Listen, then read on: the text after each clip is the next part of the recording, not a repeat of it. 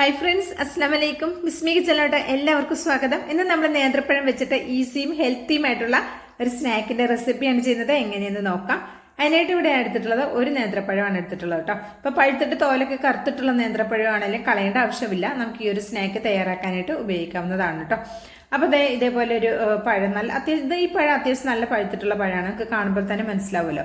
അപ്പൊ ഈ പഴത്തിന്റെ തോലൊക്കെ കളഞ്ഞിട്ട് നാലായിട്ടൊന്ന് കട്ട് ചെയ്യുക. എന്നിട്ട് ചെറുതായിട്ട് വല്ല കുനുകുനാന്ന് ഒന്ന് അരിഞ്ഞെടുക്കുക കേട്ടോ. അപ്പൊ വീഡിയോ ഇഷ്ടമാകുകയാണെങ്കിൽ തീർച്ചയായിട്ടും ഒരു ലൈക്ക് തന്ന് സപ്പോർട്ട് ചെയ്യാൻ മറക്കരുത് കേട്ടോ. വീഡിയോ കാണുമ്പോൾ തന്നെ ആദ്യം തന്നെ ഒരു ലൈക്ക് തന്ന് സപ്പോർട്ട് ചെയ്യണേ. ഒരുപാട് കൂട്ടുകാർ എനിക്ക് വീഡിയോ കാണുമ്പോൾ തന്നെ ലൈക്ക് ചെയ്ത് സപ്പോർട്ട് ചെയ്യുന്നുണ്ട്.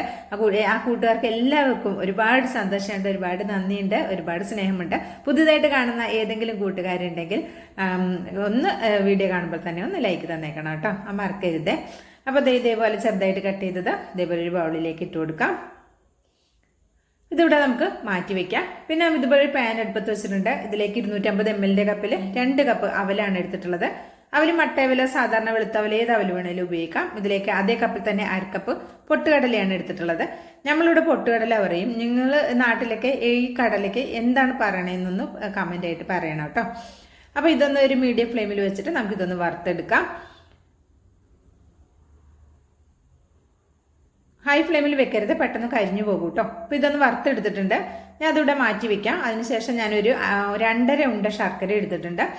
എന്നിട്ട് അതിലേക്ക് 2 കപ്പ് വെള്ളം, 250 ml കപ്പിൽ തന്നെ 2 കപ്പ് വെള്ളം ഒഴിച്ചിട്ട് നമുക്കിതിവിടെ മെൽറ്റ് ചെയ്യാൻ വെക്കാം. ഹൈ ഫ്ലെയിമിൽ തന്നെ വെച്ചിട്ട് നമുക്കൊന്ന് മെൽറ്റ് ചെയ്തെടുക്കാം. ആ സമയം കൊണ്ട് നമ്മൾ വറുത്തെടുത്തിട്ടുള്ള അവലും പൊട്ടുകടലയും കൂടി ഒന്ന് പൊടിച്ചെടുക്കാം. മിക്സിയുടെ ജാറിൽ വെള്ളമൊന്നും ഇല്ലാന്ന് നോക്കണം കേട്ടോ. ഒന്ന് തുടച്ചെടുത്തിട്ടൊന്ന് പൊടിച്ചെടുത്തിട്ടുണ്ട്. അതവിടെ മാറ്റി വെച്ചിട്ടുണ്ട്.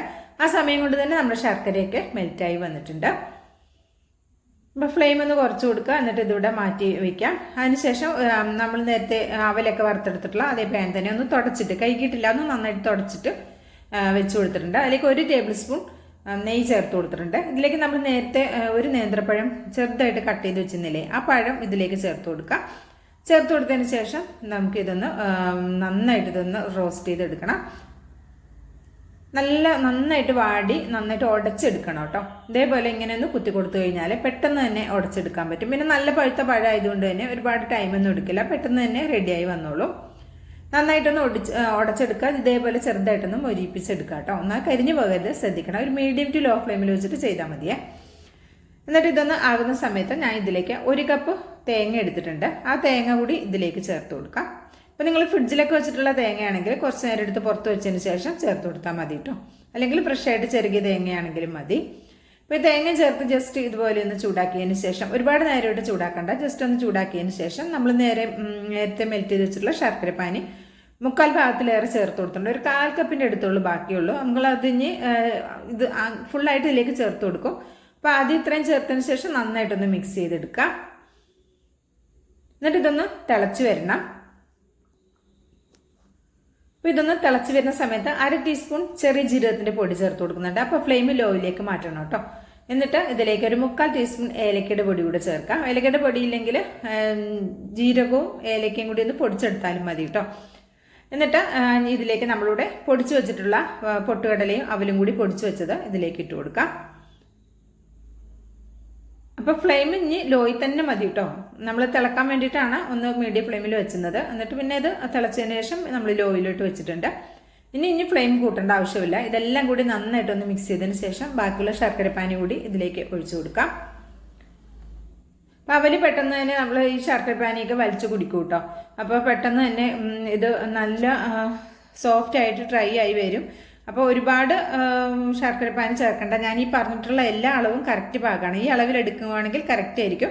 അപ്പോൾ ഇതിൻ്റെ കൂടുതൽ ക്വാണ്ടിറ്റിയിൽ വേണമെന്നുണ്ടെങ്കിൽ എല്ലാ ചെറുകളും കൂട്ടിയെടുക്കാനും ശ്രദ്ധിക്കണം കേട്ടോ. അപ്പോൾ വെള്ളമൊക്കെ ശർക്കരയിലേക്ക് കൂടുതൽ ചേർത്ത് കൊടുക്കണം കേട്ടോ. അപ്പോൾ ഇതേപോലെ നന്നായിട്ടൊന്ന് മിക്സ് ചെയ്തെടുക്കുക. ഫ്ലെയിം ലോയിൽ തന്നെ ഇടുക കേട്ടോ. ഇനി ഇതിലേക്ക് ഒരല്പം കാഷ്നട്ട് കൂടി ചേർത്ത് കൊടുക്കാം. ഞാനൊരു 7 കാഷ്നട്ട് ഉണ്ടായിരുന്നുള്ളൂ എൻ്റെ അടുത്ത്. അതെടുത്തിട്ട് വളരെ കുഞ്ഞായിട്ട് കട്ട് ചെയ്തെടുത്തിട്ടുണ്ട്. അതുകൂടെ ഇതിലേക്ക് ചേർത്ത് കൊടുത്തിട്ട് നന്നായിട്ട് മിക്സ് ചെയ്തെടുക്കാം. അപ്പോൾ നിങ്ങളുടെ അടുത്ത് കാഷ്നട്ട് ഇല്ലെങ്കിൽ കപ്പലണ്ടി ആണെങ്കിൽ അത് മതി, അല്ലെങ്കിൽ വെളുത്ത എള്ളോ കറുത്ത എള്ളോ ഒക്കെ ഉണ്ടെങ്കിൽ അത് ചേർത്ത് കൊടുക്കുക. അപ്പോൾ ഒന്നും ഇല്ലെങ്കിലും ഒരു കുഴപ്പമില്ല, ഇത്രയും മാത്രം മതി. നന്നായിട്ട് ഇതുപോലെ മിക്സ് ചെയ്ത് കണ്ടോ, നല്ല ഇതായി വന്നിട്ടുണ്ട്. കണ്ടോ, കാണുമ്പോൾ തന്നെ അറിയാം ശർക്കരപ്പാനിയൊക്കെ ആവല് എൻ്റെ പൊടി വലിച്ചു കുടിച്ചിട്ടുണ്ട്, കറക്റ്റ് പാകമായി വന്നിട്ടുണ്ട്. ഇനി നമുക്കിതൊന്ന് ഫ്ലെയിം അങ്ങ് ഓഫാക്കി കൊടുക്കാം. എന്നിട്ട് ജസ്റ്റ് ഇതൊന്ന് ചൂടാറിക്കോട്ടെ കേട്ടോ. ചൂടാറാൻ വേണ്ടി നമുക്ക് ഈ പാത്രത്തിൽ തന്നെ വെച്ചാൽ പെട്ടെന്നൊന്നും ചൂടാറി കിട്ടില്ല. അപ്പം നമുക്ക് വേറൊരു പാത്രത്തിലേക്ക് മാറ്റിയിട്ട് നമുക്കിതൊന്ന് ചൂടാറാൻ വേണ്ടി മാറ്റി വയ്ക്കാം. ചൂടാറാൻ വേണ്ടിയിട്ട് ഇങ്ങനെ മാറ്റി വയ്ക്കുമ്പോൾ ഈ സ്പാച്ചില കൊണ്ട് തന്നെ നന്നായിട്ടത് ഇങ്ങനെ ഒന്ന് കുത്തി കൊടുക്കാം കേട്ടോ. അപ്പോൾ അതിൻ്റെ ആ കുത്തുന്നതിൻ്റെ ഈ ഓട്ട വീഴുന്ന ഭാഗത്തൊക്കെ പെട്ടെന്ന് കാറ്റ് കയറിയിട്ട് ചൂടാറും. അപ്പം ഞാൻ ഫാൻ്റെ ചുവട്ടിൽ വെച്ചിട്ടാണ് പെട്ടെന്നൊന്ന് ഇതേപോലെ ചൂടാക്കി ആറ്റി എടുത്തിട്ടുള്ളത്. ഇനി നമുക്കിത് ഇഷ്ടമുള്ള ഷേപ്പിൽ ഉരുട്ടിയെടുക്കാം. ഞാനിപ്പോൾ നമ്മൾ കയ്യിൽ വെച്ചിട്ട് പെട്ടെന്നാകാൻ വേണ്ടിയിട്ട് ഉണ്ട പോലെയാണ് ആക്കുന്നത്. ഇപ്പോൾ ഞാനിത് ഫാൻ്റെ ചുവട്ടിൽ വെച്ചതുകൊണ്ട് അത്യാവശ്യം നന്നായിട്ട് ചൂടാറി. നിങ്ങൾ ചെയ്യുന്ന സമയത്ത് ചെറിയ ചൂടോടുകൂടി ഇതൊന്ന് ഉരുട്ടിയെടുക്കാൻ ശ്രദ്ധിക്കണം കേട്ടോ. അപ്പോൾ ഇതേപോലെ ഈ ഒരു ഷേപ്പിലാണ് ഞാൻ റെഡിയാക്കി എടുക്കുന്നത്. നിങ്ങൾക്ക് ഏതെങ്കിലും ഒരു ഷേപ്പ് ഉണ്ടെങ്കിൽ ആ ഷേപ്പിൽ വെച്ചിട്ട് നമുക്ക് അതേപോലെ ഷേപ്പാക്കിയിട്ട് എടുക്കാൻ പറ്റും കേട്ടോ. ഇപ്പോൾ സിമ്പിളായിട്ട് പെട്ടെന്ന് ചെയ്യാൻ ഇങ്ങനെ നമുക്ക് ചെയ്തെടുക്കാം. ഇതൊക്കെ നമ്മുടെ ഇഷ്ടത്തിനനുസരിച്ച് ഷേപ്പിലേക്ക് മാറ്റം വരുത്താം. നല്ല ടേസ്റ്റാണ് കഴിക്കാനായിട്ട്. അപ്പോൾ നമ്മളിതിലേക്ക് കാഷ്നട്ട് ചേർത്ത് കൊടുത്തതിന് പകരം നിങ്ങളുടെ കയ്യിലുള്ള ഏത് നട്ട്സ് ആണെങ്കിലും ചേർത്ത് കൊടുക്കാം കേട്ടോ. എന്നിട്ട് ഇതേപോലെ നന്നായിട്ട് മിക്സ് ചെയ്തിട്ട് ഇതേപോലെ ഉരുട്ടിയെടുക്കാം കേട്ടോ. അപ്പോൾ ഇത്രേ ഉള്ളൂ. വളരെ സിമ്പിളായിട്ട് ചെയ്തെടുക്കാവുന്ന നല്ല ടേസ്റ്റി ആയിട്ടുള്ള ഒരു അടിപൊളി സ്നാക്കാണ്. നേന്ത്രപ്പഴവും അവലും ഒക്കെ നമ്മുടെ വീട്ടിൽ സാധാരണയുള്ള ചേരുവകളാണ്. ഇഷ്ടമായിട്ടുണ്ടെങ്കിൽ ട്രൈ ചെയ്ത് നോക്കണം. അഭിപ്രായം അറിയിക്കണം. ലൈക്കും ചെയ്യണം കേട്ടോ. ബിസ്മി കിച്ചൺ യൂട്യൂബ് ചാനൽ സബ്സ്ക്രൈബ് ചെയ്ത് കാണുന്ന എൻ്റെ എല്ലാ പ്രിയ കൂട്ടുകാരും ഒന്ന് സബ്സ്ക്രൈബ് ചെയ്ത് ബെല്ലൈക്കൺ ഒന്ന് എനേബിൾ ചെയ്ത് വെച്ചാൽ നമ്മളിടുന്ന വീഡിയോസിൻ്റെ നോട്ടിഫിക്കേഷൻ നിങ്ങളിലേക്ക് കറക്റ്റായിട്ട് എത്തും. ഇൻഷാ അല്ലാഹ് അടുത്ത നല്ല അടിപൊളി വീഡിയോ ആയിട്ട് എത്തുന്നവരേക്കും എല്ലാവർക്കും നന്ദി, നമസ്കാരം.